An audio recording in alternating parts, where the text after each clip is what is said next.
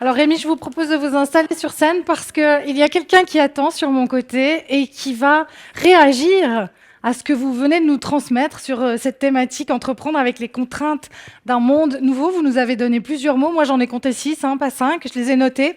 La preuve en est. On en reparlera tout à l'heure. Mais pour l'heure, laissez-moi vous présenter Lynn Pilet, professeure HES ordinaire et directrice de l'Institut Entrepreneuriat et Management de la HESSO Valais Valis depuis septembre 2019. Elle enseigne le system thinking, le leadership d'équipe durable et l'entrepreneuriat. Elle est aussi une des membres fondatrices de l'association Femmes PME Suisse Romande. Elle en a été la présidente jusqu'en mars 2025. Elle a ensuite passé le flambeau. Elle milite pour la reconnaissance de l'entrepreneuriat féminin et elle porte une vision où formation, responsabilité et durabilité se conjuguent pour inspirer des citoyens engagés, prêts à relever les défis de demain. Merci de l'accueillir, Lynn Pilet.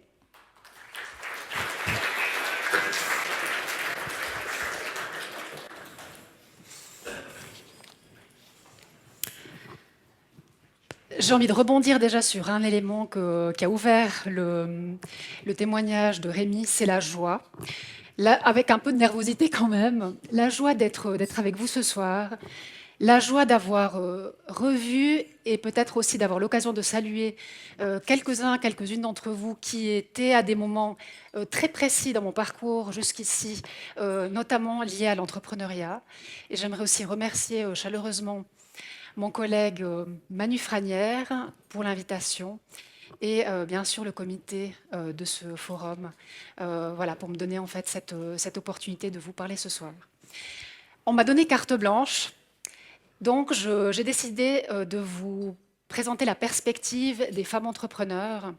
C'est pas un discours féministe et vous verrez qu'en fait il y a beaucoup d'éléments qui sont la réalité des femmes entrepreneurs aujourd'hui, qui concernent aussi les entrepreneurs quand ils ont le courage de penser leur activité avec une vision d'impact social, environnemental ou même sur de nouveaux modèles économiques et de gouvernance.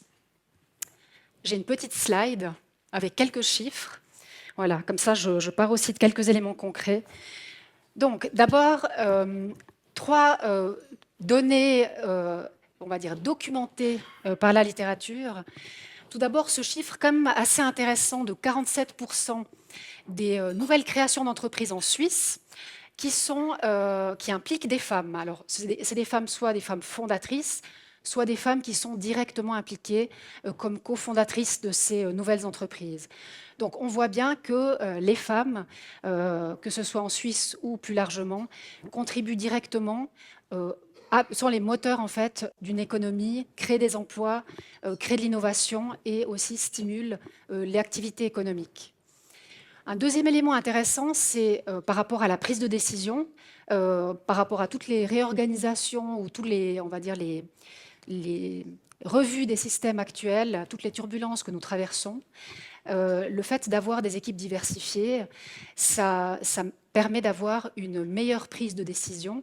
Pourquoi ? Parce qu'en fait, avec une équipe diversifiée, une équipe de direction ou un board diversifié, eh bien, vous amenez des perspectives différentes, des parcours de vie différents, et donc des besoins aussi différents qui permettent justement ces décisions disons, plus ancrées dans le réel. Le troisième élément, les femmes représentent une large proportion des entrepreneurs à haut potentiel. D'ailleurs, je crois que ce soir, nous aurons quelques beaux exemples qui le démontrent.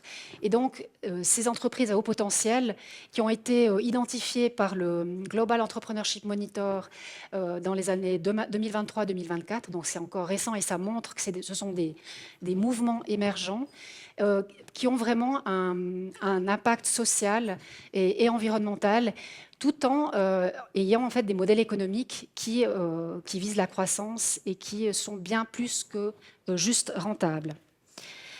J'aimerais en fait, à partir de cette réalité, vous raconter une histoire que j'ai vécue en fait ces derniers mois, et qui illustre en fait le problème. Parce qu'en fait, même si les femmes sont très présentes dans le monde économique, si elles ont des beaux modèles d'affaires et des propositions de valeur, eh bien, il se trouve qu'elles ont de la peine à lever des fonds et à trouver des financeurs, des investisseurs qui leur font confiance.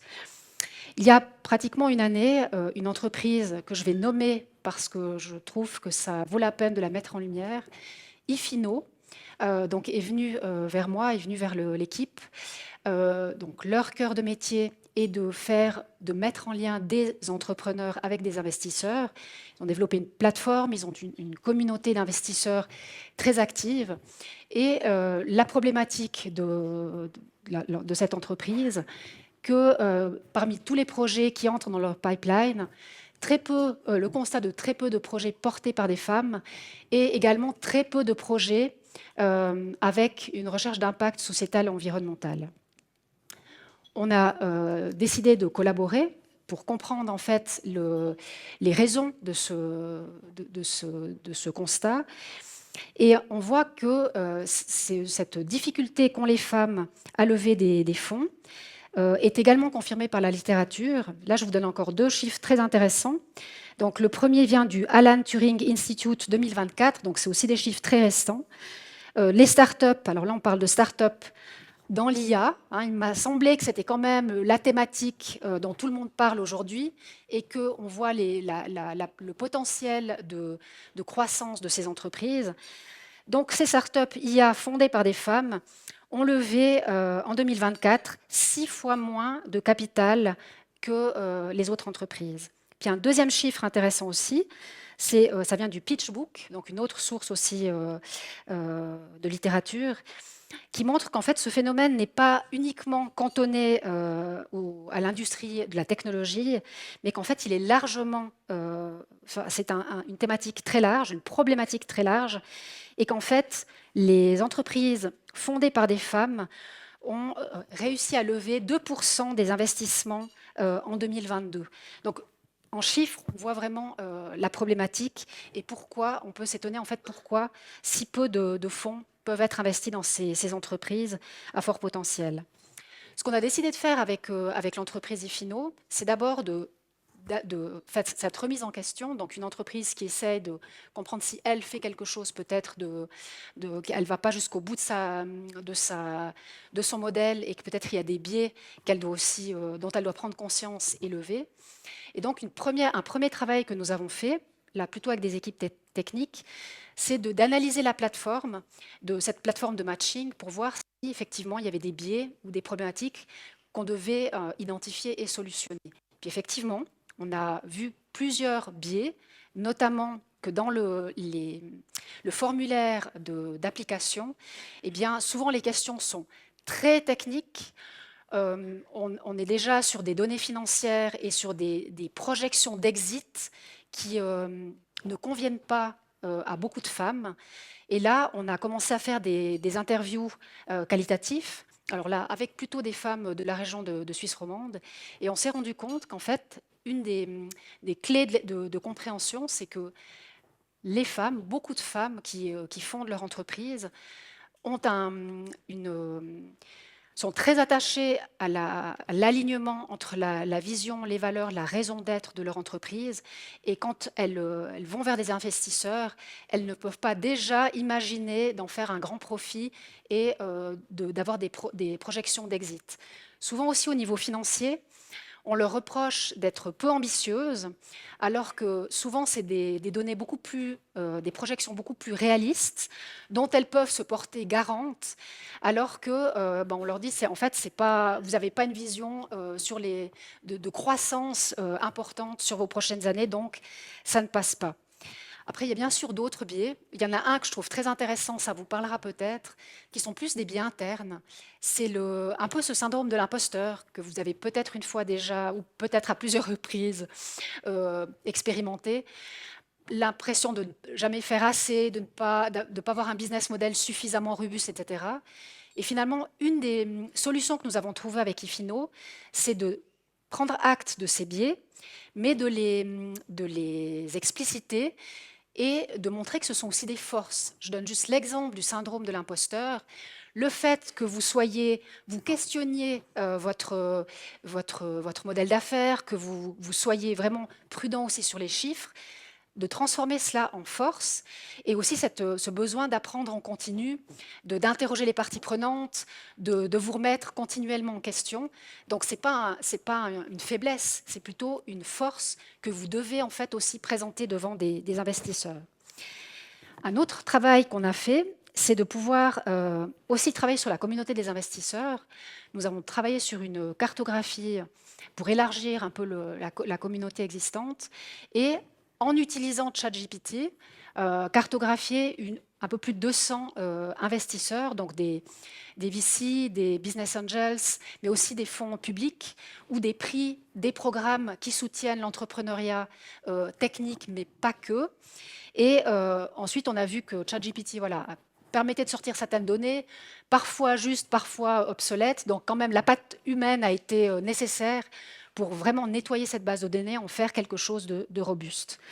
Et maintenant, la prochaine étape d'Ifino, c'est de pas simplement s'en tenir à une base de données propre où on peut mettre en contact des investisseurs et des entrepreneurs, avec justement des investisseurs qui sont intéressés à des projets plutôt à impact et potentiellement portés par des femmes, mais de pouvoir aussi, avec l'intelligence artificielle, trouver une manière de rendre ce matching dynamique, donc avec des LLM, avec ces outils qui permettent en fait d'apprendre en continu, de recevoir les feedbacks des investisseurs, mais aussi des entrepreneurs, que la soumission soit acceptée ou rejetée, et que le système puisse apprendre en fait progressivement à affiner les réponses et à affiner le matching également. Et pour vous dire aussi, on a depuis le mois de septembre une plateforme IA en Suisse, Apertus. Eh bien, c'est un cadre idéal, sécurisé, transparent, tout est documenté, collaboratif. Ça fait écho aussi à plusieurs éléments que relevait Rémi, qui permettent et qui permettront bientôt à des entreprises d'amener des cas d'usage comme celui de Ifino, pour pouvoir justement affiner les modèles et enrichir votre proposition de valeur. Mais là, on sort du tactique où on règle un problème et on va vraiment sur une vision stratégique. Et l'entreprise Ifino, pour vous donner cet exemple, a décidé de revoir complètement son business model et aussi veut offrir des services et une expérience utilisateur qui soit beaucoup plus intéressante, beaucoup plus dynamique. Et là, l'IA peut aussi être très intéressante. Donc, voilà ce que je voulais vous partager ce soir. J'ai été très inspirée par beaucoup d'éléments qui ont déjà été dits. On va pouvoir rebondir aussi sur les différentes vertus ou qualités qui ont été mentionnées par Rémi. Le mot de la fin, disons pour conclure, ce serait de dire oui, la tête dans les étoiles, parce qu'il faut continuer à rêver, il faut être ambitieux, il faut voir grand, mais gardons les pieds sur terre. Voilà. Je vous remercie. Merci beaucoup. Merci beaucoup, Lynn Pilet, pour cette présentation et cet angle qui n'avait pas encore été abordé jusqu'ici. Donc, c'est quand même important de mettre ça aussi en avant. Le côté femme entrepreneur, ça amène évidemment une autre vision, une autre manière de fonctionner. Le cas que vous nous avez présenté avec l'entreprise, vous vous rappelez, Ifino, voilà. Est-ce que ce modèle-là que vous avez monté pour ce cas-là, est-ce que c'est un modèle qui va pouvoir être répliqué pour d'autres entreprises dirigées par des femmes ?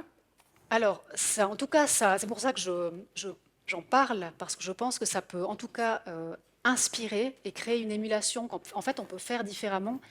Mais je pense que la base, c'est vraiment l'entreprise qui se questionne.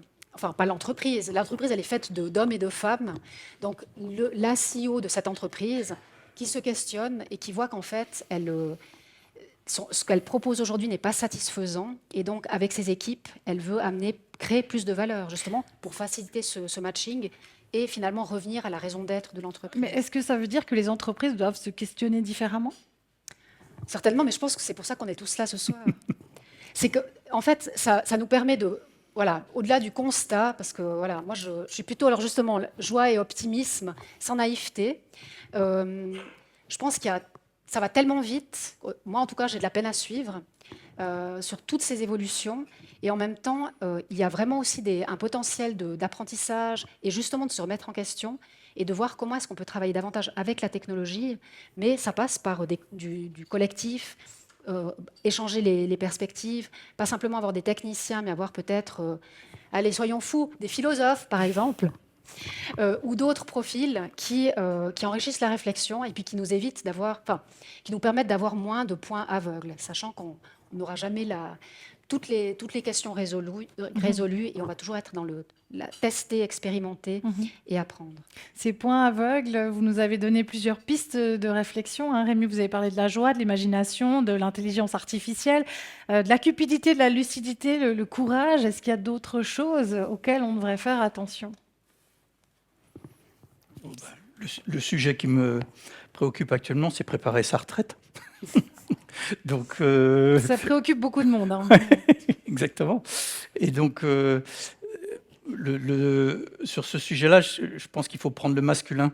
Il faut savoir se mettre en retrait. Et c'est là-dessus que je travaille actuellement.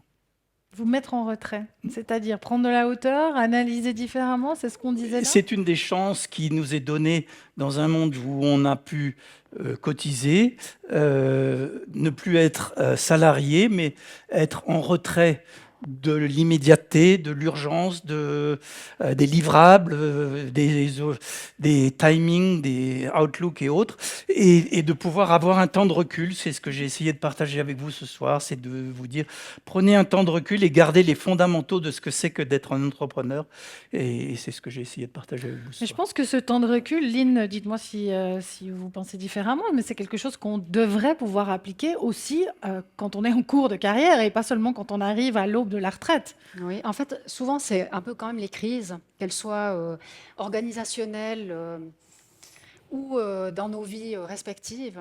Et c'est ça qui, tout d'un coup, nous fait faire un temps d'arrêt. Et puis, on se rend compte que, la fragilité, la maladie, la mort, enfin, la limite, en fait. On parle des limites planétaires, mais nous-mêmes aussi, nous sommes limités.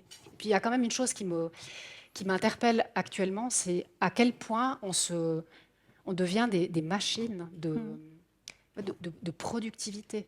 Donc, les outils devraient en fait nous faciliter et nous décharger de tâches répétitives sans valeur ajoutée. Et ça crée une inflation administrative, une inflation de contrôle, de rendre des comptes à longueur de journée. Vous n'avez pas commencé un projet qu'il faut déjà démontrer qu'il va avoir un impact. Alors quand je disais projet impact, c'est aussi faire confiance au modèle d'affaires et à la proposition de valeur, mais d'attendre quand même que le projet ait pu démarrer et faire ses premières expériences. Alors, comment, selon vous deux, est-ce qu'on peut dépasser cette problématique d'être justement des machines qui produisent toujours plus ? Parce qu'au final, alors on l'a entendu, Marc, toi, tu l'as dit tout à l'heure, la décroissance, ce n'est pas non plus la solution, ce n'est pas la panacée, mais qu'est-ce qu'on peut faire alors ? Pour moi, c'est la nature. J'ai la chance d'habiter dans la région, donc un lac magnifique qui change à chaque moment de la journée, des espaces pour se balader, des gens agréables. Enfin, voilà. Moi, c'est vraiment le fait de pouvoir sortir et puis être à l'extérieur. Mais voilà, d'autres se retrouveront peut-être plus un temps pour soi dans la lecture ou dans d'autres. Mais je pense que c'est vraiment de garder ce temps personnel et de le mettre presque à l'agenda, de pas laisser quelque chose d'autre, l'urgence, prendre le dessus. Rémi, je pense que vous partagez cet avis, vu les photos que vous nous avez montrées en début de présentation. Moi, un de mes leitmotifs, c'est de magnifier les jeunes, embaucher des jeunes, coachez-les, faites-les progresser, et vous en serez amplement récompensés. Et c'est vraiment le truc à faire, d'autant plus que vous allez, pas tous, dans cette pièce, maîtriser l'impact de l'IA. Donc, allez-y, embauchez des gens qui sont intelligents, jeunes, qui ont envie de vous aider, et puis vous les faites progresser avec ce que vous avez appris, et eux, ils vont vous apprendre ce qu'eux, ils savent parfaitement. Est-ce que ça, c'est quelque chose qui fait sens aussi pour vous ? C'est quelque chose que vous expérimentez ? Évidemment, on imagine qu'au sein d'une HES, c'est logique, vous travaillez avec les jeunes.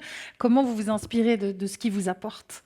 Bon, alors, très inspiré, mais en même temps, ils nous challenge aussi, parce que certains, de nouveau, il y a autant de caractères que d'individus. des jeunes qui parfois savent exactement ce qu'ils veulent et puis écouteront plus difficilement les conseils de plus anciens parce qu'ils veulent vraiment faire leurs expériences, d'autres qu'il faudra pousser un petit peu.